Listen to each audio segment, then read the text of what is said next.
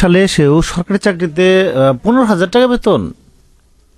মাথাপিছু আয় দেশের সর্বনিম্ন যা হয় তার চেয়ে বেতন কি কম হতে পারে? চলুন বিস্তারিত আজকে এই বিষয়ে জেনে নেই। আসলে সরকারি কর্মচারীগণ পরিবার নিয়ে ন্যূনতম মৌলিক চাহিদাও তারা পূরণ করতে পারছে না, এটি তারা চায়।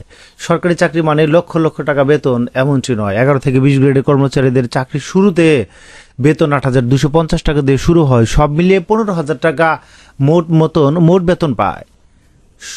যাদের চাকরির বয়স 10 বছর তাদের বেতন ভাতা দিয়ে সব মিলিয়ে 20 থেকে 22,000 টাকা মাত্র।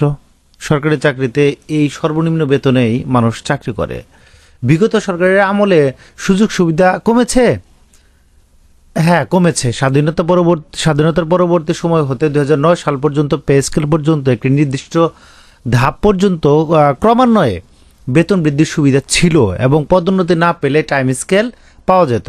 ফলে বেতন ভাতা দিয়ে বৃদ্ধি যেমন থেকে যেত না বা থেমে যেত না, ঠিক একইভাবে চাকরি শেষ পর্যায়ে গিয়ে বেতন ভাতা দিয়ে সন্তোষজনক পর্যায়ে পৌঁছে যেত এবং পদোন্নতি বঞ্চিতদের পদে থেকে ভালো বেতনে চাকরি শেষ করা যেত।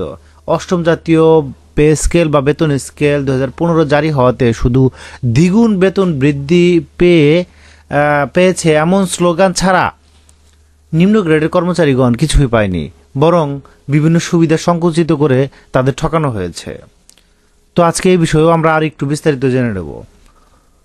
মাথাপিছু আয় আসলে এখন কত? মাথাপিছু আয় থেকে কি সরকারি কর্মচারীদের বেতন কম? রাষ্ট্রের সরকারি কর্মচারী হিসেবে পরিবার নিয়ে ন্যূনতম মৌলিক চাহিদা পূরণ করতে পারছে না তারা। বাংলাদেশে বছরে মাথাপিছু আয় $2,784 সমপরিমাণ, অর্থাৎ 120 টাকা ডলার হিসাবে 3,34,080 টাকা বছরে। সে হিসাবে 12 দিয়ে ভাগ করলে প্রতি মাসে সর্বনিম্ন বেতন 27,800 টাকা হওয়া উচিত। 20 গ্রেডের একজন সরকারি কর্মচারীর সর্বনিম্ন বেতন কিভাবে মাথাপিছু আয় থেকে কম হতে পারে সেটি সভ্য সমাজের ভেবে দেখা উচিত। একজন অটো চালক থেকে দিনমজুর গড়ে 30,000 টাকা আয় করছে, সেখানে একজন সরকারি কর্মচারীর সর্বনিম্ন সাকল্য বেতন কিভাবে 15,000 টাকা হতে পারে সেটি আমার বোধগম্য নয়। এখন মহার্ঘ ভাতা দেওয়া উচিত বা দেওয়ার কথা উঠছে, সেখানে আলোচনা আসছে 20% বা 2,000 টাকা জনপ্রতি নিম্ন গ্রেডের কর্মচারীদের দেওয়া হতে পারে।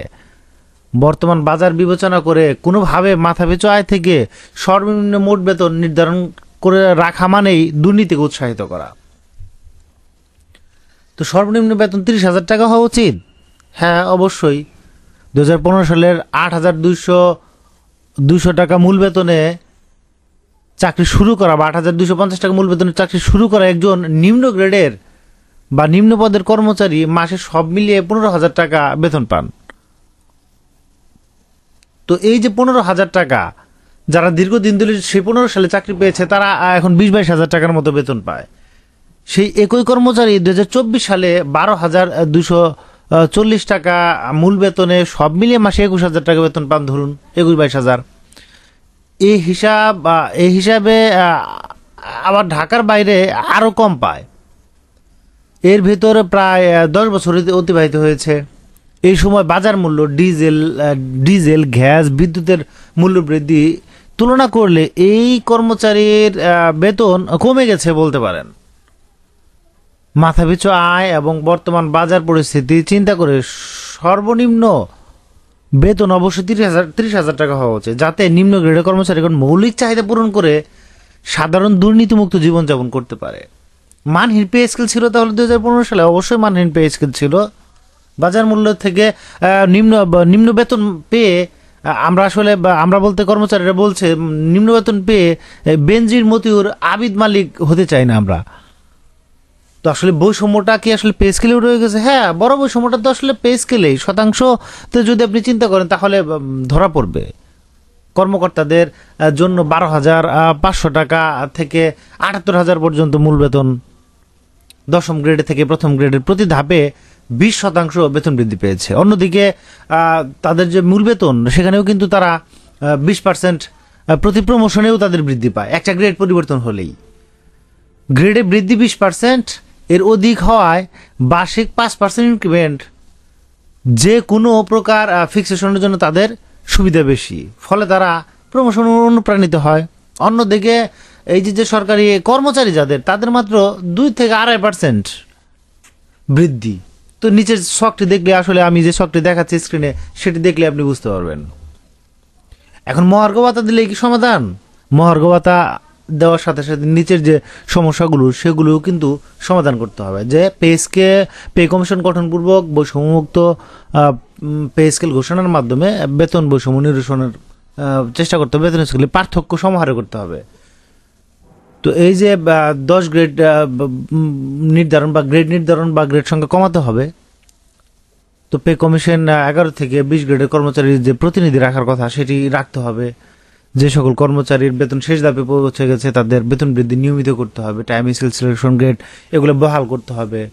জ্যেষ্ঠতা পুনর্বহাল করতে হবে। ব্লক পোস্ট নিয়মিত যাতে পদোন্নতি পায় সে ব্যবস্থা করতে হবে, অথবা 5 বছর পর পর উচ্চতর গ্রেড দিতে হবে। বাজার মূল্যের ঊর্ধ্বগতি ও জীবন যাত্রার ব্যয় বৃদ্ধির সাথে সমন্বয় করে সকল ভাতা দিয়ে পুনর্নির্ধারণ করতে হবে। যেমন টিফিন ভাতা, যাতায়াত ভাতা, সেগুলো যে কি রয়ে গেছে। টিফিন ভাতা 200 টাকায় মাসিক টিফিন ভাতাটি কিভাবে হয়, যেখানে অন্যান্য সরকারি ব্যাংক বা অন্যান্য ব্যাংকগুলোতে যেখানে একদিনে টিফিন ভাতা 200 টাকা, সেখানে কিভাবে লাঞ্চ ভাতা যেখানে 400 টাকাও কোনো কোনো প্রতিষ্ঠানে রয়েছে। সকল সরকারি স্বায়ত্তশাসিত অধিদপ্তরের যে ইগুলো আছে পদনাম, সেগুলোর সাথে সমন্বয় আনতে হবে। সেগুলো পদনাম যে আছে এবং গ্রেডগুলো আছে, সেগুলো পরিবর্তন করতে হবে। নিয়োগ বিধি সংশোধন করে সারা দেশে এক অভিন্ন নিয়োগ বিধির ব্যবস্থা চালু করতে হবে।